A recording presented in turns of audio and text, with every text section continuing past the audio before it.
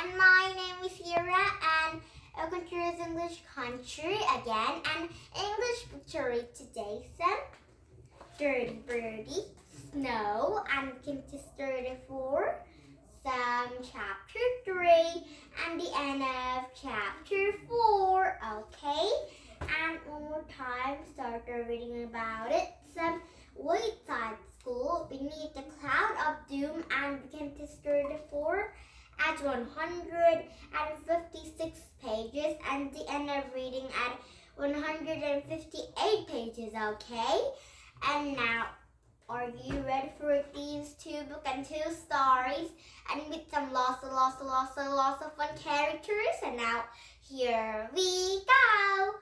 And first, we can read Wayside School beneath the cloud of doom. And let's start it right now. Wayside School for lunch today. Miss Mush will be serving rainbow stew, and it will be the greatest lunch ever. Oh, I love rainbow stew. Can I have one? And 15 floors behind them, Mrs. Mush felt her stomach dilate. She too hard. And Mr. Kiss that morning immense, and now she pressed her all was on, and she climbed a ladder and stared under the building pot, and her face was covered with suits and sweet. Something orange, she decided. How about oranges? Suggested Mr. Proprietor. Too obvious, said Mrs. Mush. Carrots, I suppose, said Mrs. Mush. No, carrots didn't feel right to her. Oh, wait, I read it yesterday. Mrs. Proprietor and Mrs. Mush had some red sauces and orange sauces inside a rainbow stew. But the sauces is not a food, it's a clothing, not a food. You just can eat some yummy foods, not your clothing. If you eat your clothing, it might be very dirty. And reparation stock 18 pumpkins, she declaimed. Oh wait, 18 pumpkins? Oh, I think these Wayside School children like pumpkins. And each pumpkin made a giant splash as Mrs. Mush and Mr. Proprietor took turns tossing into the pot. And after all the pumpkins were added to the stew, a tiny smile crept across Mrs. Mush's face. And it was a smile that all great artists know well. And after years of self-doubt, and she started to believe that she was on a verge of creating something truly wonderful. But it was just a quick smile, and then back to work, and the doubles always returned, and the lunch bell came mocked, and the children descend upon the curva. Rainbow stew, said Benjamin. It sounds like it could be good. Don't let the name fool you, we're told. The better the name is, worse is the taste. And remember, when she make Midnight Madness, she pulled. Don't even say it, snapped Liesel. I was all night running around in circles. And Mrs. Mush and Mr. Proprietor stood shorter and to the shoulder as the children lined up. And they finished a stew only moments before. I hope they like it, Mrs. Mush whispered. They will, Mr. Proprietor assured her, and he wore a short pants and black shorts and no shoes. Oh, I'm very good because there's no shoes. Shoes is a little bit same as clothing, but if you eat shoes, your teeth might be broken because shoes is a little bit stuck, or like a rock. And if it's a jelly shoes, it's too long, so you can't even eat it. You just lick it.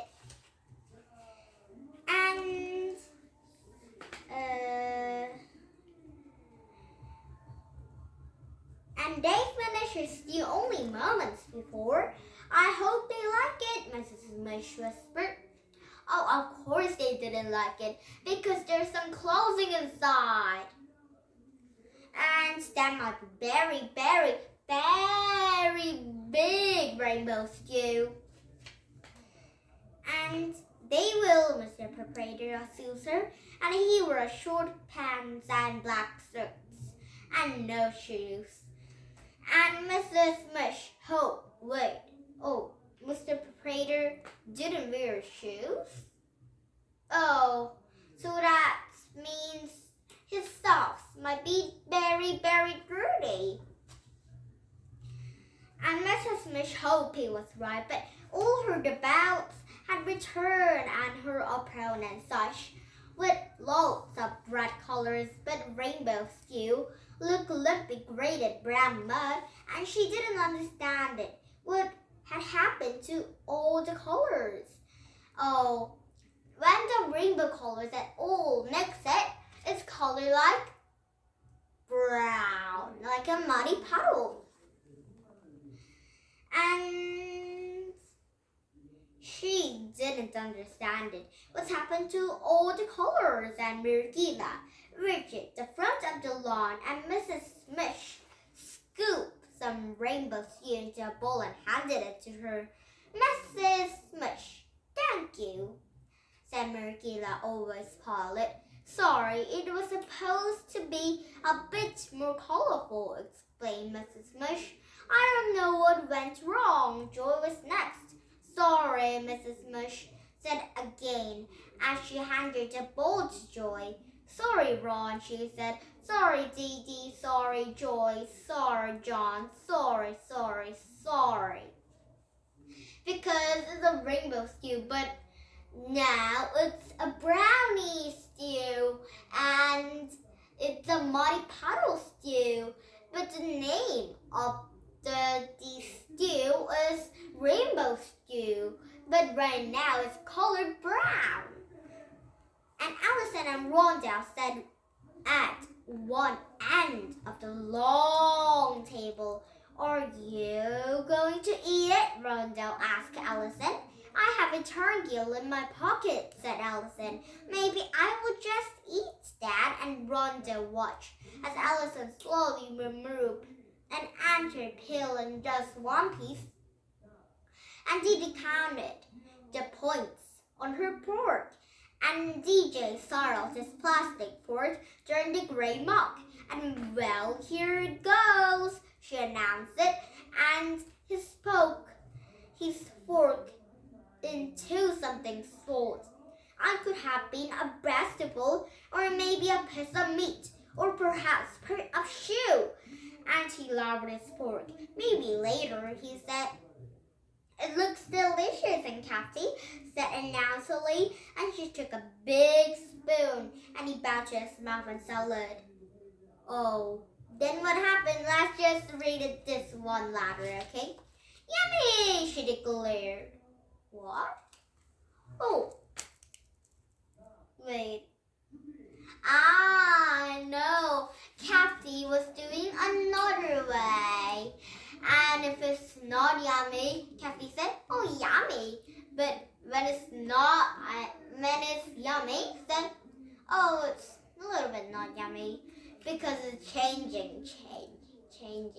Because some Mr. Doctor said to do that. And then it worked. And at the end of reading this Wayside School Beneath the Cloud of Doom today, and tomorrow we see this Wayside School Beneath the Cloud of Doom again. And today we had a shortcut because it's a little bit too long. So tomorrow will be started at page 159 and the end of reading at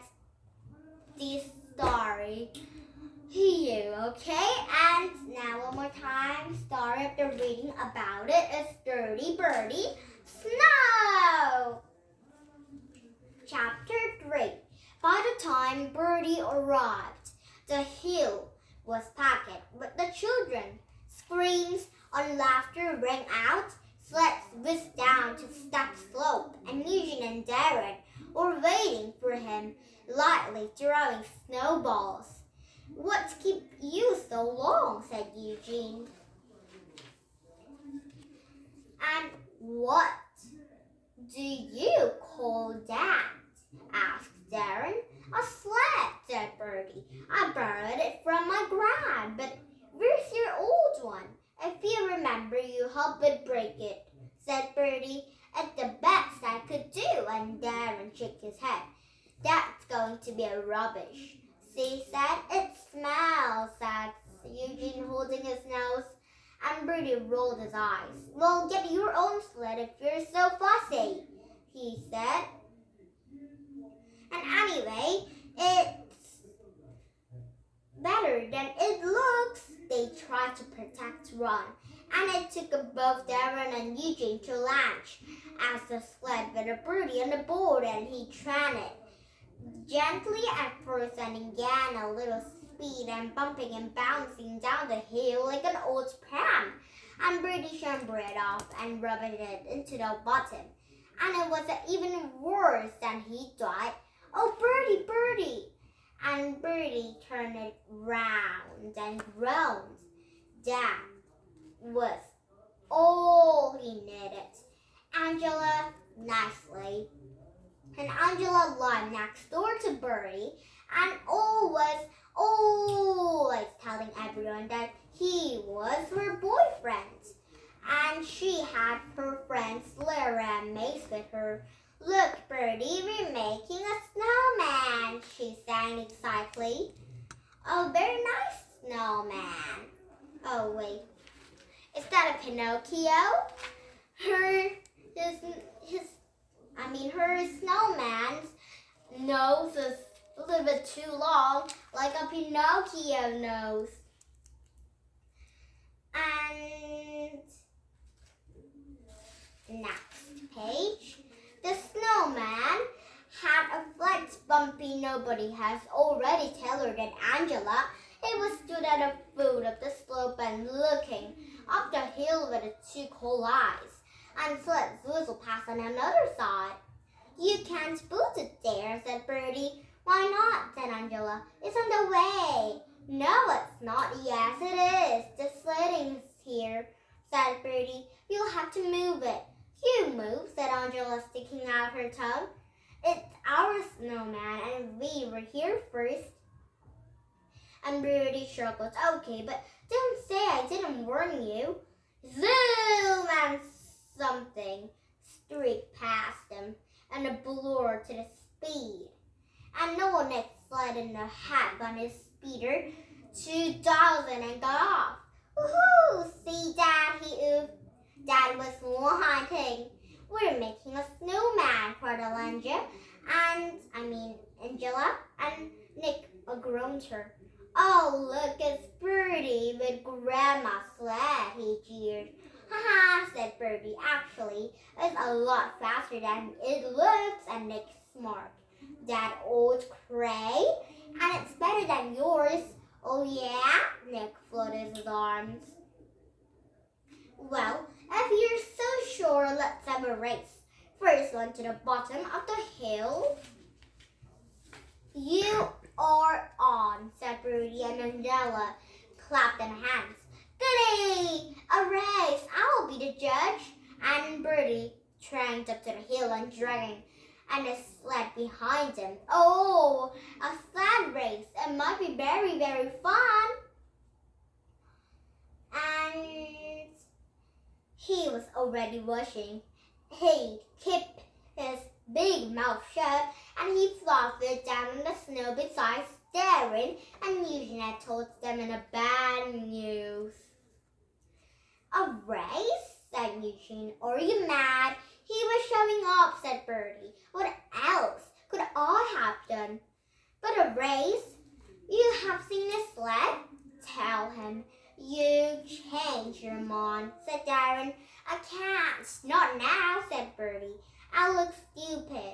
And you will look even more stupid when you lose, said Darren. You never know, said Bertie. I might win. Won that old hip, said Darren.